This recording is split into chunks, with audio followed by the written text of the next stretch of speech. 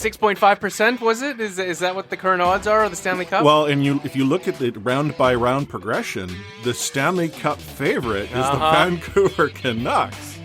Like, what a time to be alive! Talking you through every goalie controversy, scoring slump, and draft lottery bust, this is the C4 Podcast on CanucksHockeyBlog.com. Here they are, the best starting lineup we could afford under the salary cap. Chris, Matt, Anna, and Adam. Welcome to another episode of the C4 Canucks Hockey Podcast. I am Chris at Lifevoice, joined virtually by Anna Forsyth at eForsyth03. We're brought to you by Full Press Coverage Network and CanucksHockeyBlog.com. And as always, during the life of a pandemic, we are virtual, not in a hot box, although my den is getting a little warm. Yeah, not in person still, but I also feel that I'm currently wearing shorts. It's gross outside, but it's not necessarily cold inside. So No, and I mean, we've had some good weather, obviously, which in Vancouver is a blessing come spring, because normally spring is when we get some good weather mixed in with rainstorms. We haven't had too many of the rainstorms, just a day of rain. But I've been in shorts since like December, so I don't know what you're talking about. yeah, I forgot that you're like that. Like that? Yeah. It's very West Coast, that's all. Okay. But yeah, we're here to talk about all sorts of things. One of the things I actually wanted to chat to you about, and our listeners, of course, is that it's been a while since we've had a review here on the podcast. And being that we are the longest running Canucks podcast, we've also made the claim that we're the best mediocre. And someone pointed out to me, like, how can you say that if people don't tell you that you are in fact the best mediocre podcast out there? That's true. We need a way of measuring it. So, reviews. Reviews. I mean, how do you go drop a review? Apple Podcasts, CastBox, Podchaser.com. That's another place you can go. Or just go to ratethispodcast.com/C4podcast. Click that link and you'll be able to go and drop reviews wherever. You can tell us the show's great. You can tell us the show's bad. We both sort of had a play on that. You said good or bad, 5 out of 5 stars. 5 stars, it sucks. I'm fine with that. And I had sort of said, if you love us, give us 5 stars. If you hate us, give us 5 stars and describe why those are 5 stars of hatred. Mm-hmm. But don't be like Trevor Nickname, who said we are the worst. Which was rude and hurt our feelings. That's fine. We can be the worst. But give us 5 out of 5 stars, because if we are the worst, that means we're the best at being the worst. And therefore, we're a 5 out of 5 star podcast. Also, we want more detail. Yeah. We want every, at least 5 reasons why we're the worst. There we go. 5 reasons why we're the worst. Clay had actually said he was kind of upset that he wasn't around when that review was left. It was actually only a few months after he left the show. So maybe it was just a strong Clay supporter who was so angry that they felt the need to express those feelings. Because I think Clay's departure happened months before you joined full time, right? Yes, I'm hoping so. And I hope it wasn't just a reaction to me starting on the podcast. But, I mean, could a Clay supporter be that, negative? I don't know. That would be a weird situation. It's possible. I mean, they'd probably have to give up their membership in the good-looking Canucks Positivity Club. Mm-hmm. Right? Speaking of which, how's that Clay meme treating you? I enjoy it. I mean, it was just when Canucks Twitter needed something good, and it was good. Yeah, and he's putting it to use. I mean, he's not the only one, but you look at Clay's timeline, and it's like every third tweet is the smiling thumbs up from Clay. And he's also had some fun. He did a one in his car where he was doing the thumbs down while still smiling. But but no, you're right. It came at a point where Canucks Twitter needed something to rally behind, and Clay provided. Yeah. Happy it's Clay. I think how's that quote go? You're either you die a hero or you live long enough to become a meme or something like that. I don't know. Yeah, that's about right. Because Clay could never be a villain. Let's be honest. No, he cannot. But speaking of villains, we are not going to get into a particular topic in specific detail. We're not going to really get into what that is, but in the F word segment of our show, so probably in about 30 minutes time, we're going to be talking about a very sensitive topic. And for some of our listeners, it may be one they choose to avoid. And I completely respect why and for what reasons someone may wish not to listen. But it's a topic that both myself and Anna felt was important to address from a place where we can help learn and inform. And I think it's become apparent for those of you who have been listening to our show, the two of us don't shy away from difficult subjects. Yeah. And I think we should be explicit in our trigger warning that we will be discussing sexual misconduct in the F word, and the F word will have its usual intro. So if that's something that you want to move around, that's totally fine with us. But we thought it was important to discuss. Yeah. And because that topic is one that we know some of you may elect to avoid for different reasons, we're going to switch things up a bit. It's one of the reasons why we're talking about reviews at the start of our show. And it's also why I'm going to give a shout out to one of our newest patrons, Marcus Meyer. Marcus signed up for the C4 weekly newsletter, which isn't weekly. I'll talk about that a little bit later. He signed up as a patron of our show and is, again, one of the newest members. And it's his support as well as the support of all of our patrons that help us make this show happen. It covers the cost of hosting, the cost of the virtual solution used to broadcast with. Essentially, it ensures my wife doesn't pull the plug on the podcast. Yeah. So we really appreciate you guys for supporting us in whatever way you're able to do that. But yeah, our patrons are just fantastic. Thank you. And if that's something you would be interested in getting involved in, why? Well, you get access to, instead of the anthems, our podcast pre-show that you and I live stream, Anna and I live stream, depending on your support, which again, that one just starts at $1 Canadian a month. You can get access to that. We've got OTR, off the rails. You get shout outs at the top level, which is just a $10 a month. You get all of that, and we will send you a handwritten thank you note because, again, it's that level of support that helps us do what we do. So again, to find out more, go to patreon.com/C4podcast, and we'd be happy to discuss anything if you have questions about it or not. So with all of that out of the way, let's rewind the clock a little bit. I'm trying to think when we were recording our last episode. The Canucks had just lost to the Senators, right? Correct. So I think we only had 2 games between podcasts because we recorded on a Friday and a Monday, rather unusually. So we had a win and a loss in there. But yeah, things started bad and just continued along that trajectory.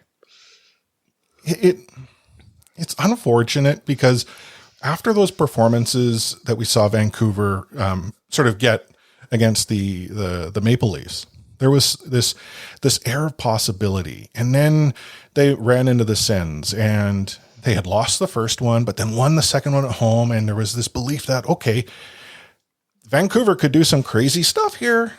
They're a well-rested team, air quotes, and had all these games in hand. But they had lost on the Monday to Ottawa. It wasn't a horrible loss. We just wasn't an exciting game of hockey. I mean, the best way to put it. Like, it wasn't like the Canucks got blown out. They were in the game-ish. It's just that Ottawa sort of let them be there. So fast forward to the Wednesday. And yeah, Vancouver, not in that game. Senators smoked them. Yeah, turns out 2:30 start times don't agree with the Canucks. I mean, we know why it is. The Leafs are playing later that evening, so even though the Canucks not just the Leafs, it was Toronto, Montreal. So like, yeah, that's exactly. So that's the pinnacle of Canadian teams. But yeah, playing at 5:30 Eastern when you just got to the East. I know, like, clearly, I'm sure the league would say beggars can't be choosers. We push back all your games. So that's what you get, but I'm not saying it would have changed massively. Don't get me wrong here. Like, I'm not saying, oh yeah, if they started a normal time, they would have, like, hammered the Sens, but it did underline the ridiculousness of it, right? Yeah, it was a tough game. I mean, the Senators got a goal 2 minutes in. That sort of set the tone. They then proceeded to score a couple more early in the second. It was like bang, bang. The puck had just dropped when Tierney got his, and I don't think they'd even announced his game or his goal when Norris scored to get the third of the game. And from there, it was sort of game over. Myers, was able to bring them back. And from there, sort of, that was it. I mean, the Vancouver Canucks gave up a goal shortly after Myers to Chabon. That was all she wrote. I mean, it went back and forth, and Sutter got some garbage time goals to make it 6-3 as opposed to 6-2, but... Yeah, it never felt like they were clawing their way back in or anything. No, not at all. We also saw Zach McEwen drop the gloves with Brady Tkachuk because apparently the Canucks and Senators need at least one fight a game. Yeah, that's like one thing I'm getting really bored of. I mean... What, the one fight a game when you're a Vancouver Canuck team right now, or... Yeah, I mean... Or just the Ottawa Senators and Vancouver Canucks? Well, both. I don't know, it's just a boring kind of narrative, and it does, like, make you look kind of pathetic when you're a team that keeps losing and fighting each game. It's not like you can argue you're having any sort of benefit around that. True.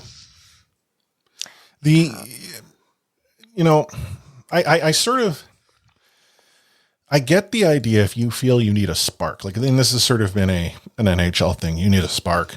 You go and you ask someone to dance. I mean, that'll never disappear in the game, even if the culture of the game shifts. I don't think that element, so long as fighting is permissible, will go away. However, when we get into the Toronto-Vancouver game the following afternoon, that's a whole different story.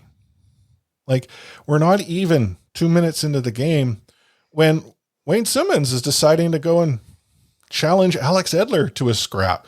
Alex's first fight in his prolific NHL career is against Simmons. And this is the type of fight, like, I don't get it all. I mean, the staged fights, whether it's a fair hit or not, or what have you, we need a fight. I don't get it. No. I mean, I think it just adds to the narrative of Edler being this goon, according to Leafs Twitter. I mean, he's not just Leafs Twitter, Leafs media too. Yeah. Well, I mean, if it isn't Leafs media, just media. Yes. Yes. It's only us that say Leafs media this way. It's because we have Vancouver media. We differentiate. Yeah. It's just, all fights are stupid. Let me put that out there. That's my opinion. I realize that's not everyone else's opinion. But all fights are stupid, but when you're beating up Alex Edler, like, that's particularly stupid. Against a team that's fell to rock bottom of the standings.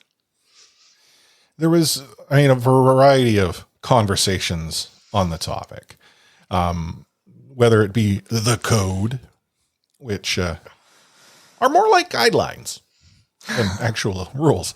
But there was argument. There was like, there's never been a code in the league. I've never heard this called a code. You've got others. It's not about teaching Edler a lesson. It's about showing your team that you've got their back. Really? I mean, if that's the case, why doesn't someone go out there and challenge just about anyone, beat them to a pulp? Because you can, because that shows, hey guys, I got your back. I just went and took care of this problem. Well, yeah, I don't know if you had Yannick Hansen's radio spot on the topic, but... I did not. I did see a short quote, but I didn't actually hear what he had said. So I caught some of it. The basic idea was, back in the day, like, the Edler fight would never have happened because, like, Juice would have stepped in or Lapierre, maybe. Which I get, but the response to that, to me, I was just like, that's equally stupid. Like, yes, I don't want to see Edler in a fight. I'd rather see Bieksa, who knows what he's doing, a bit more. But I don't love that either. Like, the code, it's still about the code and, an eye for an eye type thing. There are those who will tell you there is no such thing as a code. I mean, I look at it this way. There's totally a code. It's just whatever you might want it to be, not you specifically. There are unwritten rules. Like, why is it in the NHL that a player who gets hit fairly, just a big explosive hit, that there is a very good chance that a player on the ice is going to come and grab you and toss gloves? Mm-hmm. There's no code. I mean, there's nothing in the rulebook that says, okay, if this happens, you have to go do this. It's ultimately about you do this, and there is a cause and an effect. And I just, yeah. I mean, I grew up on it. I mean, we talked about this. I'm okay if it goes away now. Yeah. Like, I get there's a certain, tribal thing. There's just this primitive, primal instinct, and it's great to see, teammates stick up for each other. Like, I love that instinct too, but you do just get these players that just repeatedly do that, and they don't get punished, or they might get fined, but they don't get big suspensions because NHL player safety be that way. Full of old enforcers. Like, you have one of the, like, Brian Whitney giving that interview, saying, oh yeah, like, if you got yourself in the corner with one of those guys, then you're asking for it. Yeah. Like, yeah, the guy in charge of discipline is victim blaming. Exactly. And it's so troubling. And then those players keep doing those things, and then you get stuff like what Tom Wilson did tonight. And it's only just happened, and I've only seen a very short clip, so I don't know the context around it, but we do know that he is one of those players.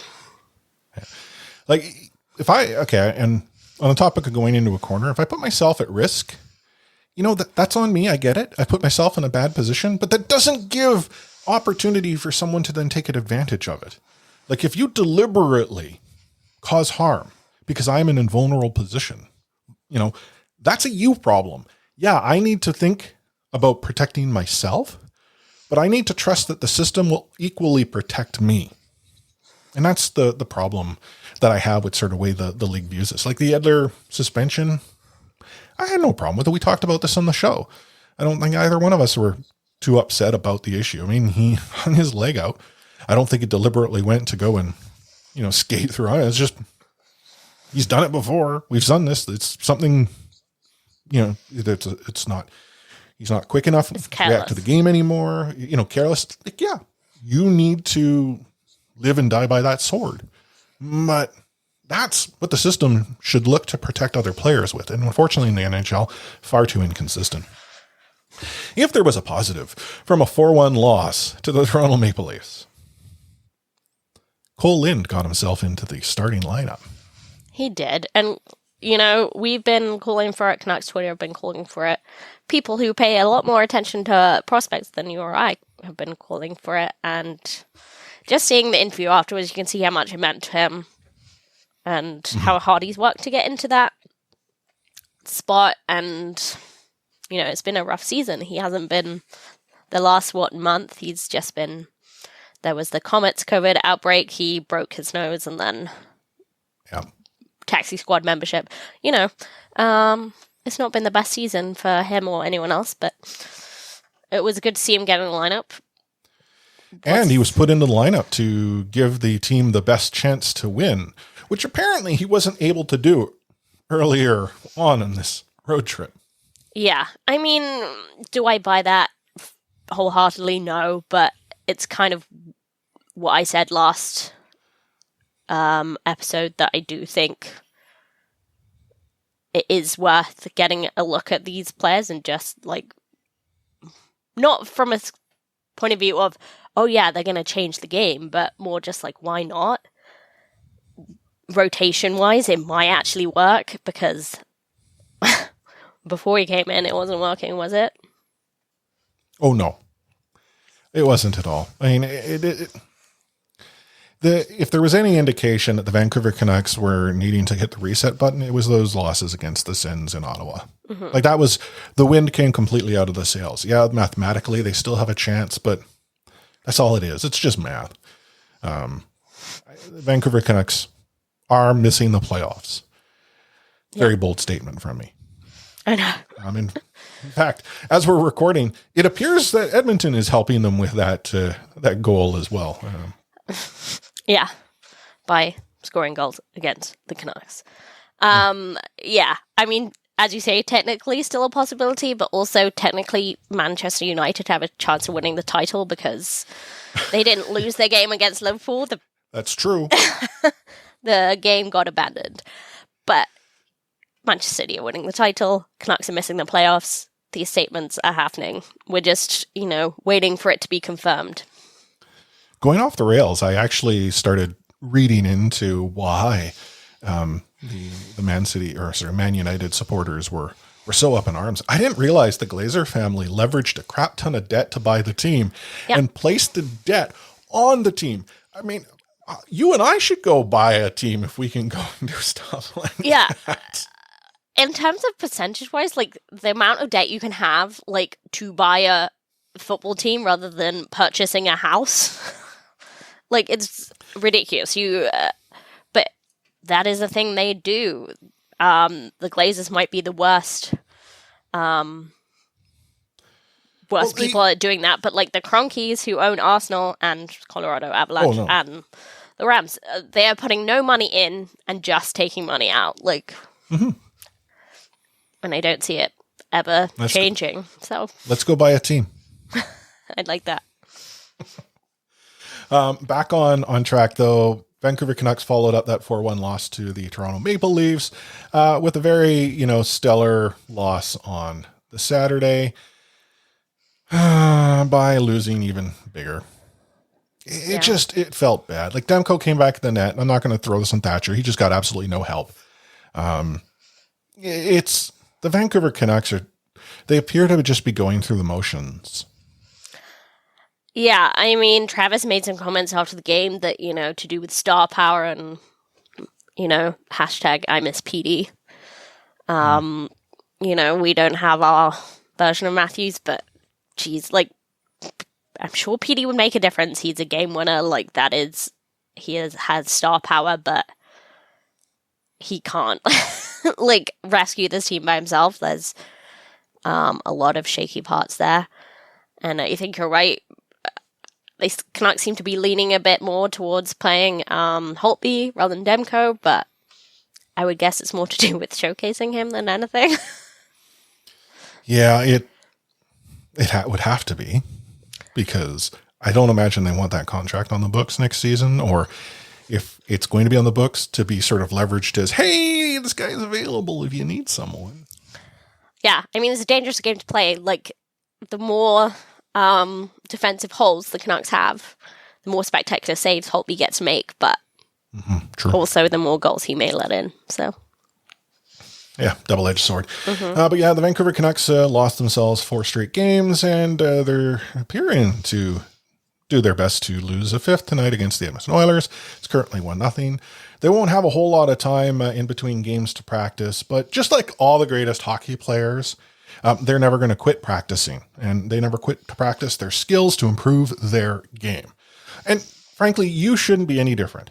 ICBA trains thousands of workers every year on everything from Excel spreadsheets to excavating trenches, from personal leadership skills to construction estimating, from fall protection to effective management skills, and 500 other courses. Online, on demand, webinars, and even COVID-safe in person, ICBA has an option for you and your busy lifestyle. Start climbing the corporate depth chart by sharpening your skills today.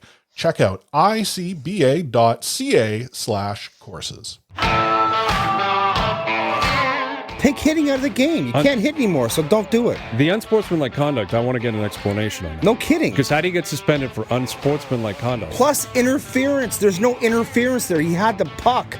Now, Madison never ever did that before.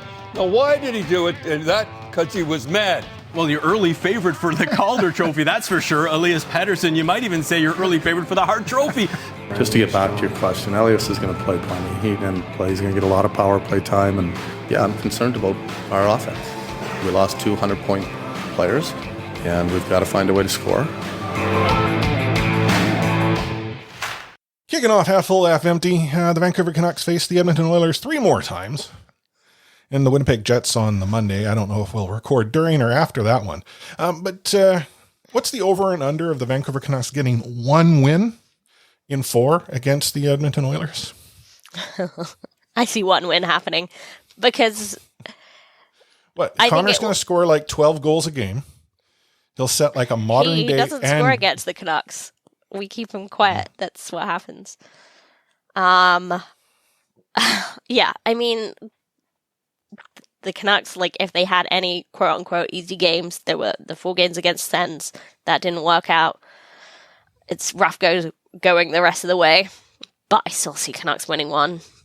It'll just be 1 game. And I don't want to say they're going to lose the 10 other games. But I think they're going to lose the majority of the 11 remaining games. Yes. The thing about the Vancouver Canucks, and we look at their schedule, is that these games don't mean much considering the North Division. I mean, yeah, you could argue that Edmonton and Winnipeg are jockeying for position, and there's truth in that statement. And yes, Calgary still sees itself as a we got a chance team. But their chance is only slightly better than the Vancouver Canucks, who are a we got a chance team, and they don't get a chance. So things could shake out that the final 4 games of the season matter absolutely not. Yeah. I mean, I feel like they're pretty close to switching their taxi squad for the current squad. Anyway, so I don't know how much difference it would make. And I don't know how much value there is to be like calling up Utica players and having them sit through quarantine. So I think just for the most part, it's about like getting their conditioning in, getting their playing legs back under them, because I think it will be, we'll have to take the positive of the fact that the NHL wants to play out all 56 games and use it to show some recovery. But other than that, they won't have much to play for. And that's the real difficult thing, is that taxi squad is about the only group that can sort of factor in. In past years, we would probably see far more of the sort of black aces that you would have in the playoffs factor in, because there would be no playoffs. Mm-hmm. But obviously the pandemic throws a big wrench into that. And then injury. I don't know, did Sutter dress tonight? I don't believe so. Because I did see that he wasn't on ice this morning. Yeah, and I don't think he took a warm-up. So unless something changed between warm-ups and going on the ice, I don't believe so. Yeah, so I mean, injuries are already bringing in taxi squad members as it is. It's just it's a real tough spot for the Canucks to be in. And for next season, if we were to start looking beyond, they'll be without Nikita Tryamkin, who signed a 2-year deal in the KHL. I mean, chatted with the Vancouver Canucks ever so briefly. Are you sad about this? No, not really. I don't think I'll miss a discussion about what player Tryamkin could have been. Like Bobby Orr. Like, Canucks fans love sort of thwarted potential, and like it's kind of Schrodinger's defenseman. But we saw him as a NHL defenseman. He wasn't quite there yet. Like, maybe if he'd stuck around, maybe if he'd been happier, like maybe if circumstances were different, sure. But like, he hasn't lit up the KHL, so I'm not too fussed about going What there. amazes me is the number of people who are upset about this. Like, this is a player, as you pointed out, didn't really have an impact in his first few seasons with the Vancouver Canucks, or first couple seasons. Did he have 2? I mean, was it just 1? Because I know he didn't want to go down to the A and ultimately pieced out on the team. But you already have indications that the player believes they're better than they might be or are. We can argue about that, but not the consummate professional or team player you'd probably want on your roster. 2, bringing him in for pennies on the dollar, if that's what, we don't know what the number is, but the argument was that, depending on who you listen to, the team either offered Tryamkin what he wanted and he just chose to go elsewhere, or the team didn't offer Tryamkin what he wanted and he chose to go elsewhere. Because again, Todd Diamond, I think his agent, had claimed that the drives Canucks, a hard bargain. Yeah, here's what the Canucks offered, and it just wasn't within range. And then you have Jim who's saying, we gave him what he wanted, but he decided to go elsewhere. And the thing about Jim, we know Jim will give players what they ask for. So it's hard to see Diamond saying that this wasn't the case. But Diamond also then dropped this, that, we were kind of there, but unfortunately, Jim wanted a deal and he just wasn't able to get it done for reasons, which would have been some shade at the powers that be above Jim Benning. I mean, But we do ultimately- know purse strings is tight. We know that's the case, but we also know that Jim Benning is not a competent negotiator, so. This is what I want. Okay. Is that it? You sure you don't want more? Oh, well, if that's the case. Yeah. It's like essentially doing a deal with Jim Benning. It's kind of like going to grandma's house where you go there for dinner and she's constantly just trying to give you more. And you're like, no, this is enough. But grandma's like, no, here, take some more. That's Jim in negotiations. That's a good Jim's grandma. analogy. Yeah. I mean, do I blame people on Canucks Twitter for wanting Nikita Tryamkin to be better than he was? Not at all. The defensive situation is poor. Could we use solid and physical defensemen? Yeah, big time. But I don't think Tryamkin is it, guys. Well, even if he was, again, purse strings might be an issue, but I can imagine the Vancouver Canucks will be able to find a serviceable defenseman who is reliable and affordable that they can plunk in to the bottom portion of their lineup. I had this one in Detroit. You should maybe float Jim a note, see if he's interested. Might be able to get him for good value, maybe just a draft pick. Yeah. I mean, it's just unfortunate. Again, if you were a big Tryamkin supporter, that's great. I think, and we saw this sort of in C4 Discord, when the planets of Jay and Sean align. Yeah. That's when you know something's wrong. That's right. And just on that note, neither one of them was really too upset or worried that Tryamkin wasn't coming in, even from a perspective of asset management. This isn't, I don't fault Jim. In fact, good on you, Jim. Good on you for not overpaying. Or good on you, Frankie, for not letting Jim overpay. Whoever I have to thank. Yeah. Oh, man. Travis Green apparently may or may not be working out a deal. Yeah. I mean, it shouldn't be news that they're talking. Hopefully they've been talking a while. I'm hoping they're getting closer together. But you saw, Friedman saying that, yeah, they're talking, but... Yeah, it doesn't seem like they are. I think Friedman said they're pretty far apart, right? And honestly, I think that's another thing that seems to have united Canucks Twitter, that the Canucks are lowballing Travis big time. And we're not going to go over it too much because we have discussed it at length, but that is where your value is. I can't remember who it was on Twitter that floated this. Might have been Taj, it might have been someone else, but they're like, Seattle's going to go and sign Travis Green, Ian Clark, and they'll offer Sheet Petey. Yeah. And that's how we'll know. that they aren't so good. They aren't so nice. I mean, if there is a team that is in a position, I mean, maybe not the best, but a team that's in a position offer sheet, it's Seattle. Their cap implications right now, not a problem. They've got all their picks, and they're in a position where they can go and collect a few more with teams that might want to go and work out some side hustles and side deals.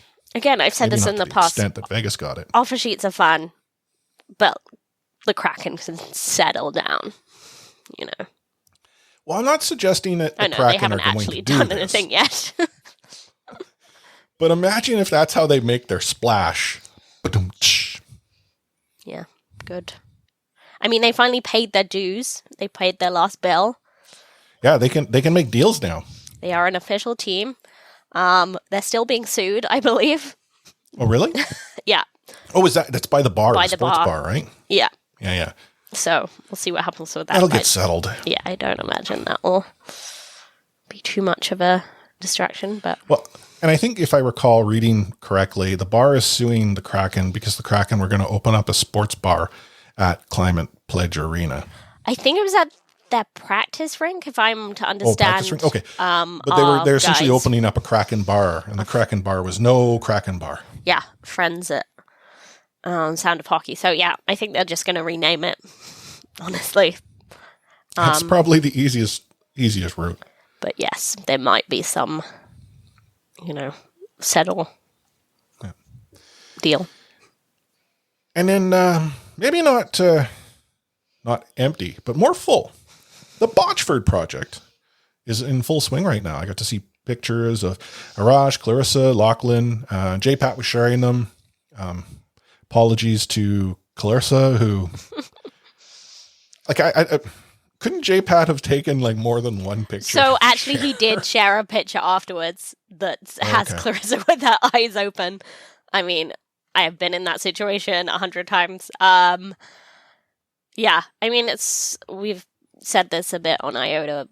It's great that it's going ahead. It's a shame it's not in ideal circumstances when the games matter and you're allowed in the dressing room. But it's great to see Botch's legacy continue and all the people helping out with it. It's great. I got to listen to the questions they were asking. Obviously, very intelligent questions. Each one of them is going to be writing a piece on a team or a topic, and then it gets published. If again you weren't aware what the Botchford project allows them to do, essentially Canucks.com will help broadcast and share their piece. They get paid for this, if I understand correctly. It's Yes, not they like do. it's volunteer. It's full on like. It's a professional writer experience, and let's not forget that friends of the show, David Cordrelli and Chris Faber, are both previous Botchford Project kids, as Quad said, which obviously is a bit rich coming from him. But yeah, so it's a really great initiative. Yeah. We ever going to see a Botchford Project application from you, Anna? No, I think I prefer to spout my nonsense in a verbal form than a written form. Well, your written form is quite powerful. Thank you. I mean, I am a writer, so I hope so, but it's, fiction based. It is. And this is too strange. Stranger than fiction this Canucks season, so. See, right there! Like that. Boom. Witty. Intelligent. So funny. Yeah. And funny. Canucks aren't ready for me. That's the problem. Okay. That might be true. However, I believe not only in you, but what you'd be able to go and put together, and it would help move, it would just open eyes. It just boom, blow things up. You would set the bar high. Yeah. And the bar is already up there. I mean, there's some do a piece about how would Frankie Corrado fit into this current Canucks team? Okay, tell you what. If you were to go and apply to the Botchford Project, you just have to apply for the next time around. I will ensure Frankie Corrado gives you another shout out. Wow. Those big promises. I'm currently being bribed. I'm not above bribery, and I'm not about being bought myself, but I will. Look, that's all you have to do. I mean, You know the way to my heart, clearly. Mm-hmm. See? But yeah, I do look forward to Rosh, Clarissa, and Lachlan's work. I don't know when it'll come out, because in sort of the past season, when obviously the pandemic, or I guess a season and a half ago, so pre-pandemic, those who wrote were at different sort of games over the course of the season. This one, they're all there at once. So I don't know if they're all going to have their I imagine they'll stagger it a little, but I don't know for sure. But like, it's just, as far as I know, they're just at this game. Like, they're there for today. So, I mean, I don't know what the storylines that they're looking to sort of draw or the stories to be told will be. But I do look forward to reading all about it, and potential future guests here on the C4 podcast. Yeah. I say potential because, I mean, 2 of the 3 have their own podcasts. Yeah. I don't think Clarissa has one, does she? No. But potential future guests if, we don't know what their contracts are and the exclusivity clause. So let's look into that. Yeah, we should start signing people to exclusivity clauses. You are exclusive friends of the show, only with C4. Exactly. Boom. Next time, PJ drops on Donnie and Dolly or 650, we'll just get our lawyers involved. Yeah, we definitely have lawyers. Yeah. We're going to take ourselves here a short break as we let off the top of the show. Consider this a potential trigger warning for the next segment. But you are listening to the C4 Canucks Hockey Podcast on CanucksHockeyBlog.com and the Full Press Coverage Network. He liked to say the F word. Oh, then get the here then. Okay, see ya. Right off. Is going to have the F word on it. I wish I could give you an explanation about it. I can't. You, out of here. You said the F word, Dad. You called me the F word. Considering the news that broke late last week, Anna and I had sort of felt it was important to talk about the subject of sexual assault and harassment, specifically of women. But at the end of the day, assault and harassment that happens far too often, far too frequently. And I'm going to be straight up. I wasn't completely aware of how prevalent this issue happened to be. In fact, I was looking at the statistics, and these were actually based on 2014 numbers, which, as you can appreciate, in 2021 are potentially a little out of date. But 1 in 4 women in North America will be sexually assaulted during their lifetime. 1 in 4. And that got me thinking, do I know 4 women? I do. I mean, just in my own family, I know 4. So that means I know quite more than that. So quite likely, if the statistic holds true, and again, the sample is completely the same, I know at least 1 woman who has been sexually assaulted in her lifetime. But then I think about this even further, and that means I know that there are likely several that have experienced sexual assault. That's experience. That's not will. I'm not predicting the future. And the sad part is there will be those that will. And I just, when I read that statistic, it shocked me. Yeah. Sadly, I have to say it doesn't shock me. I would think it would be higher. Probably is now. If you really talk to your female friends about this subject, and again, it's really tricky to talk about, I'd be shocked if they didn't have a story, even if it's not a story of sexual assault. It's a story where where they felt really uncomfortable. They probably have several. During the pandemic, I don't really have any stories because I haven't been going out in public, but I would say situation where I feel uncomfortable due to the actions of a man in public. Yeah, that happens far too frequently. And yeah, I'm not going to get too in depth or anything, but yeah, it's definitely doesn't shock me that the numbers are like that. Fortunately, it's a far too regular occurrence. And, you bring up a good point. Whether you or those have experienced this, it is very real. In fact, it's the only violent crime in Canada that hasn't declined over the years. It's in fact increased. And there's somehow this belief that, it's not reported because it doesn't happen. Well, no, that's actually far from the case. It's often not reported because of the burden of proof that is placed on women and the fact that they're forced to relive the terror and the experience, and have to do that multiple times to simply go and provide what may be sufficient information. Or like I was reading this story where, and it's actually taped, where a conversation where a woman went in to report a sexual assault to the police here in Canada, and the officer actually asked this question: "Are you sure you didn't put yourself into this position?" Yeah. How does that even apply? Like, I'm sorry, that doesn't, I'm so sorry, you dressed the wrong way, or you put yourself in the wrong position. Like that. Yeah. That upsets me. It's crazy. This was mentioned on Twitter today. I think it was Georgia was mentioning this. But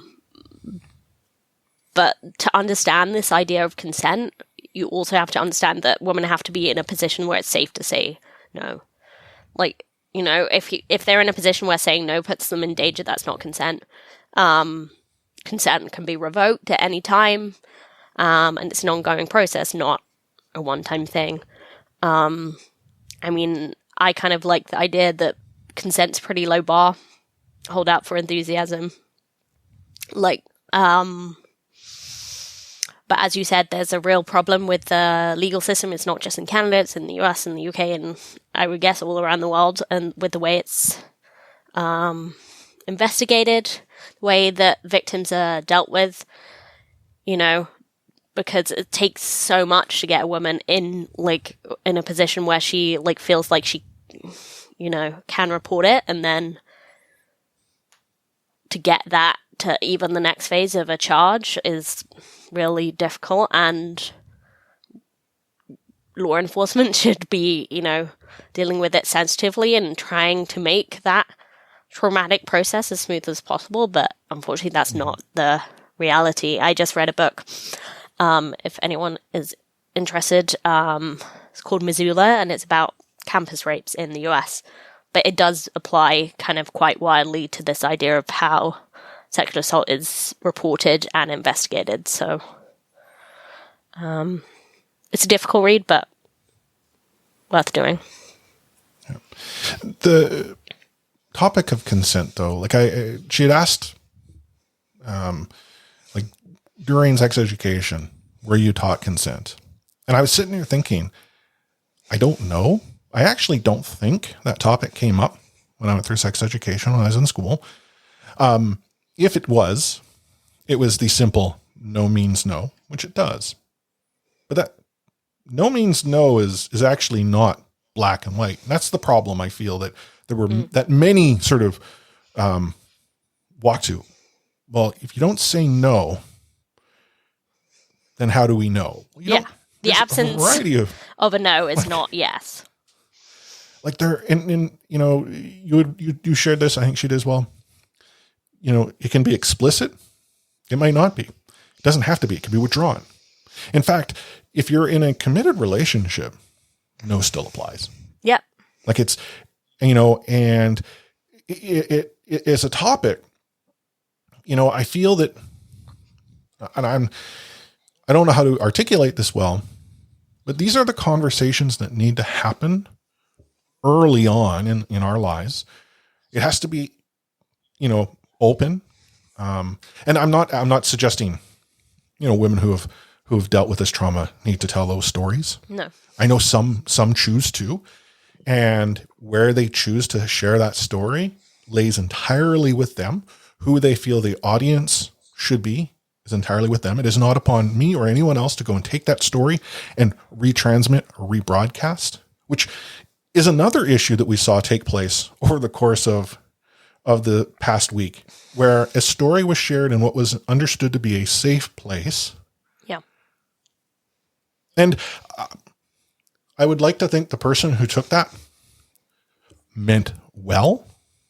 Sure, but yeah. Right? But that doesn't make it okay. That's not permission. I mean, let's talk about consent here.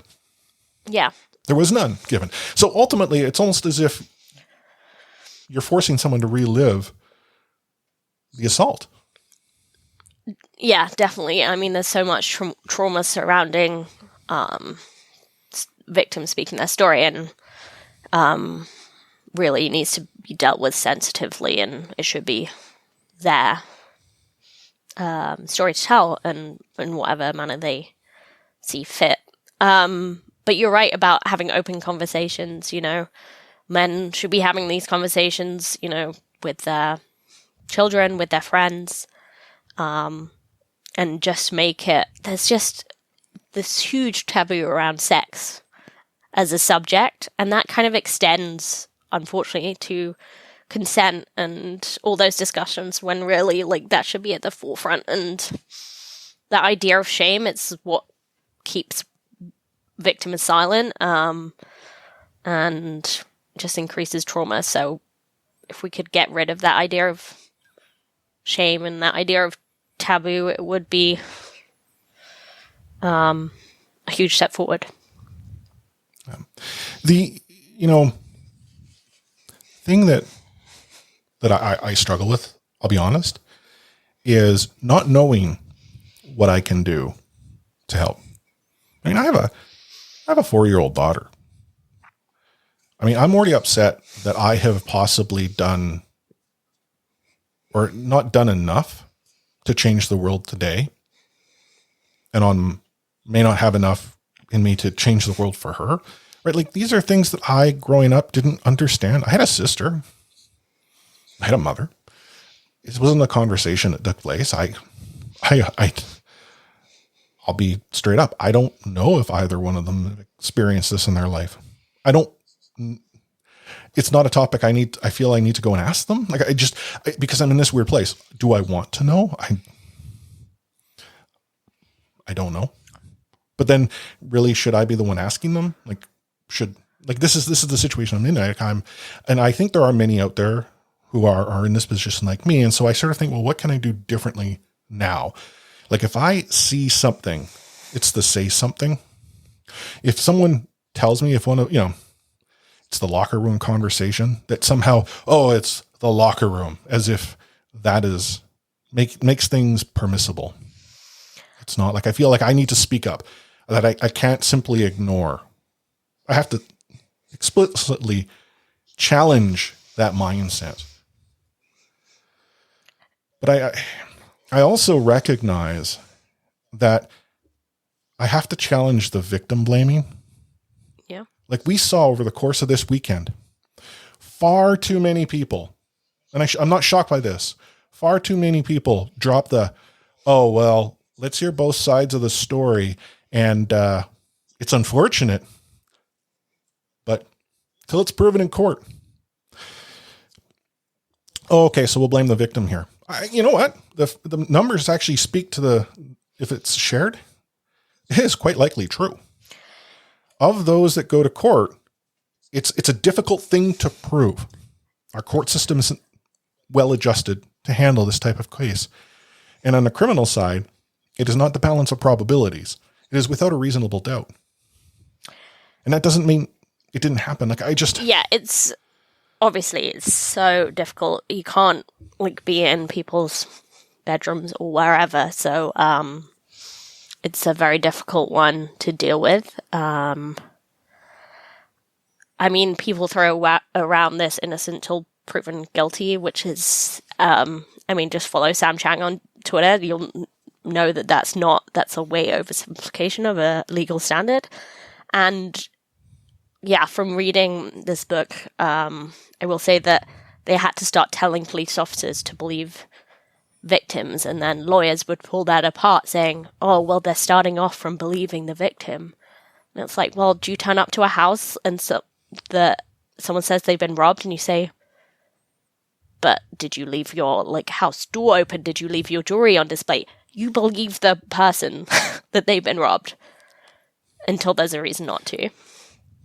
Hey, I could dance in my front window with music, throwing $100 bills in the air. And if I get robbed, well, people will suggest what Chris did may not have been the best. The person who's broke into my home and stole my money, even if I left the front door open and took it, has committed a theft. Mm-hmm. And to your point, the police are going to go and pursue that. The court system is probably more than likely going to convict. Yeah. And we're not comparing women and no. But the fact objects remains how the system is structured that something like that, where all of these quote unquote excuses or reasons are provided, it's a sign of how unlevel the system is. There are so many systemic barriers in place that prevent those who are most vulnerable from accessing. And I mean, I'm not going to suggest it's not a problem here in Canada. It truly is. But we look at how in the United States, there have been examples where the court said, no, not that bad. And then, yeah, there's the idea that even when the court does convict and, find these people guilty, that, it happens that they get off with very light sentencing so as not to, quote. He's a man of good moral character, and we don't want to get in the way of his. I'm sorry. Just like the amount of trauma they've caused to their victim is just very secondary, it seems.